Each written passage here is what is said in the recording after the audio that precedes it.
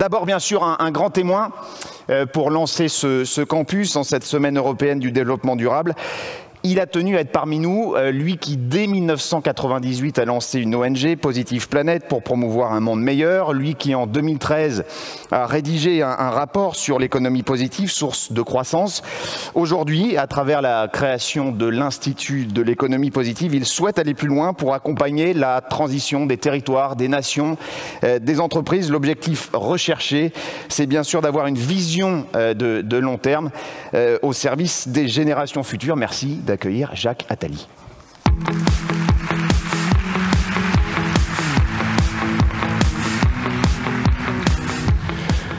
Je vous remercie. Je m'assois peut-être.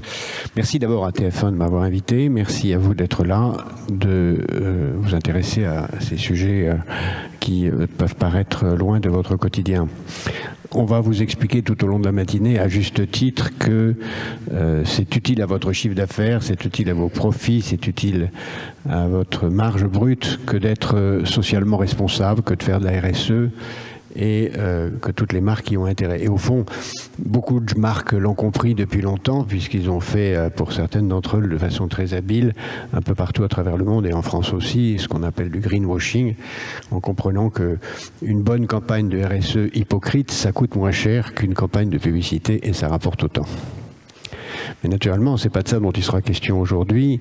Ce dont il sera question aujourd'hui, c'est d'aller plus loin et de faire en sorte que ça soit vraiment sincèrement ressenti et que ça soit vraiment dans le cœur de l'activité de vos entreprises.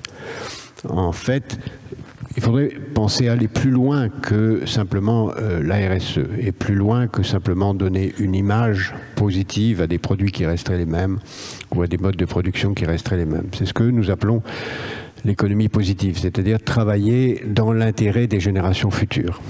Pensez au monde dans 30 ans, ayez ça présent à l'esprit. Je ne vois pas la salle qui est dans le noir, mais j'imagine que beaucoup d'entre vous, dans 30 ans, seront encore actifs professionnellement, que vous avez presque tous, j'espère, des enfants, vous allez en avoir, et qui, dans 30 ans, commenceront ou auront commencé une vie active, et qui auront à affronter le monde dont nous sommes en charge aujourd'hui. Ce monde, si on continue comme ça, sera un enfer.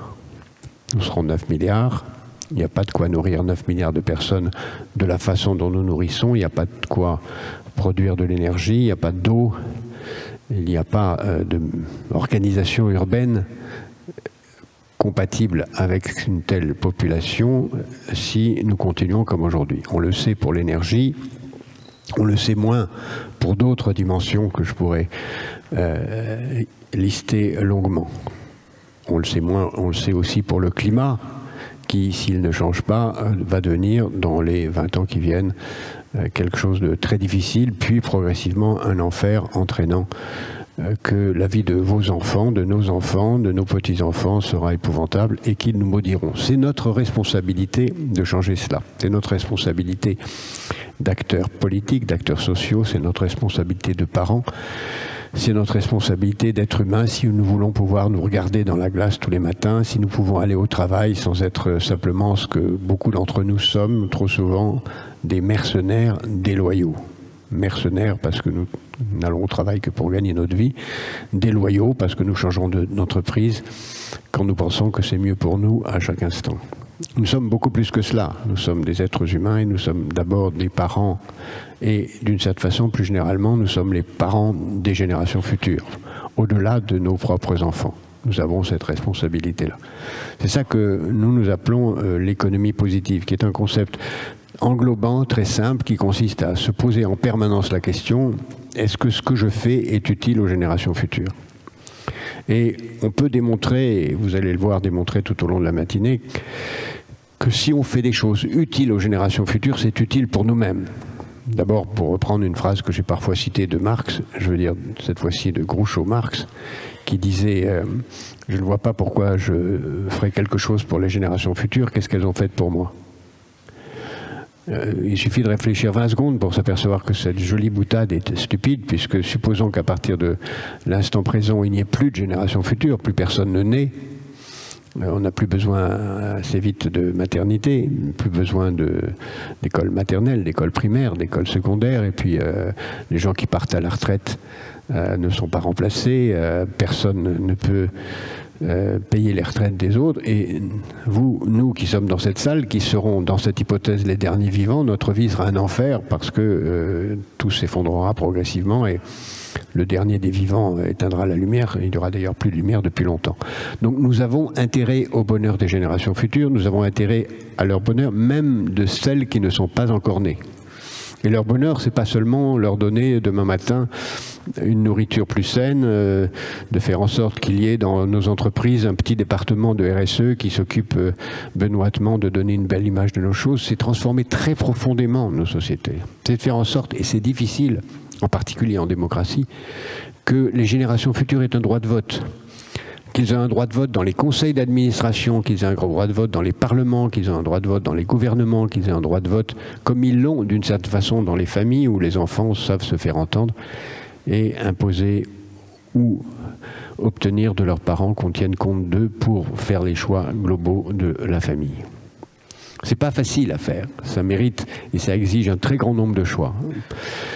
On se rend compte d'ailleurs que c'est non seulement notre intérêt, tel que je viens de le dire, mais c'est plus encore, et c'est là où ça devient magique, c'est une source de gratification extraordinaire. Il n'y a rien de plus merveilleux que de sentir qu'on est utile aux générations futures.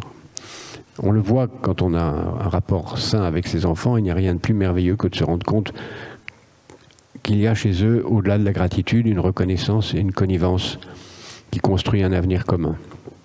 Qui se fonde sur la confiance, sur l'absence du mensonge, sur la lucidité, sur le sens de l'effort, sur le fait que rien n'est simple, qu'il faut travailler pour l'obtenir. Et c'est cela qui fonde ce que nous avons à faire, ce que vous avez à faire, et ce que nous avons à faire ensemble. Tous. Ne pas mentir, dire la vérité, traquer le mensonge où qu'il soit, être lucide. Savoir que les choses ne sont pas simples, qu'elles méritent beaucoup, beaucoup de travail et d'efforts pour réussir personnellement comme pour réussir collectivement. La transition vers une économie positive, ce ne sera pas facile. Ça ne suffira pas d'avoir des campagnes de communication qui vantent le caractère social ou écologique des produits. Il ne suffira pas non plus de produire d'une façon écologique, de penser au recyclage, de faire attention à l'origine des produits, à la source et à l'origine des matières premières, à la façon dont les produits sont fabriqués. Et il faut le faire, bien sûr. Il faut savoir traquer le travail des enfants, il faut savoir traquer le mauvais usage des matières premières. Il faut savoir que tout est global et que penser régler ces problèmes à l'échelle de la France n'a pas de sens. Lutter contre la pollution, par exemple, ou pour le climat, en se contentant de s'intéresser à ce qui se passe dans un pays qui produit à peu près 0,4% de la pollution de la planète, alors que 25% est produit en Chine, que 25% du reste est produit dans le reste de l'Asie et que 40% sera bientôt produit en Afrique, c'est illusoire. Tout est global. Et nous avons à penser globalement. Nous avons à penser à faire en sorte que l'Afrique ne fasse pas les mauvais choix que nous avons faits et qu'elle aille directement vers une économie positive. Et nous pouvons l'aider, à condition de ne pas lui envoyer nos mauvais produits, nos sous-produits qui vont tuer sa propre agriculture et la rendre dépendante de ce que nous sommes, comme nous le faisons aujourd'hui. À condition de penser dans chaque acte de notre vie aux conséquences à long terme de ce que nous faisons. Et à penser dans l'entreprise, à penser une entreprise qui soit à chaque seconde responsable des générations futures. On en tire à ce moment-là un plaisir merveilleux et j'espère que vous en garderez de cette journée ce sentiment que non seulement vous pouvez améliorer vos profits, mais vous pouvez être heureux. Je vous remercie.